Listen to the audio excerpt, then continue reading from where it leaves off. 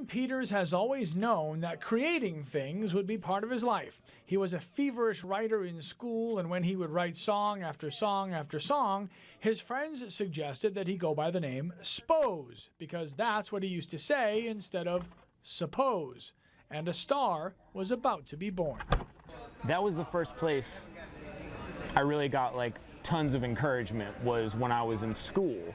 And not to say my mom and dad didn't love me, but they were divorced, and it was like tough at home. And so like I'd go to school, and I would get tons of love as like a writer from teachers or whoever. And I'd win, in like 7th grade, I won like the speech competition, like the civic oration or whatever. So I always love attention.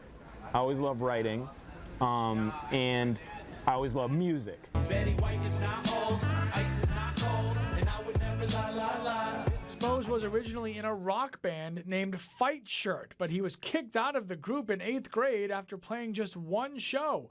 From there, he turned to rap, and it wasn't long after the release of his first album that he knew this would be his future. And I went up to Farmington and I sold it out, and I was like, I just put out one, album, and I was like, I'm the man. I was like, oh, I could do this. Is real. And they knew all the words. I'm on the throne if you're looking for who to unseat. Within 2 years of his first album, Spose became a dad, dropped out of college, signed a record deal, watched I'm Awesome go gold, only to then be dropped by his record label 11 months later, all by the age of 23. I got what people work their whole careers for, albums and albums for, right out the gate on my second thing I ever put out. So that is to say, like, awesome. It happened so quick, no pun intended, but also like I was naive. I wasn't as prepared as I am now. Now 31, Spose has 4 children and calls being a father his most rewarding job of all.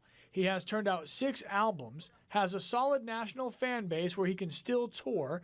He has started a computer software company to start planting seeds for his post-rap life, which, according to him, has a definite shelf life. It's almost like a tough balance, because it's like you don't want to rap about immaturity or, being 18 through 23 when you're not. And you also don't want to like be too, I don't want to make 100 songs about how I'm going to Home Depot and like changing diapers. So it's like, this is no joke to me. It's no joke to me, and I don't want to be perceived as a joke. So it's very important to me that my work ethic and my music shows that, Spose is a self-proclaimed newsie. He stays up on all current events, watches Jeopardy regularly, and is constantly looking to learn new things. He also has a tremendous passion for Maine. So could a political run be somewhere down the road? There's no question in my mind that if I ran for political office, despite everything I've ever said in a rap song, I could beat anybody else running for that office, because they're boring and they're liars. And I think I'm just one of us, and I think I could win that office. However, I would never want to subject my family, kids and my wife, I would never want to subject them to the scrutiny of every idiot with a keyboard.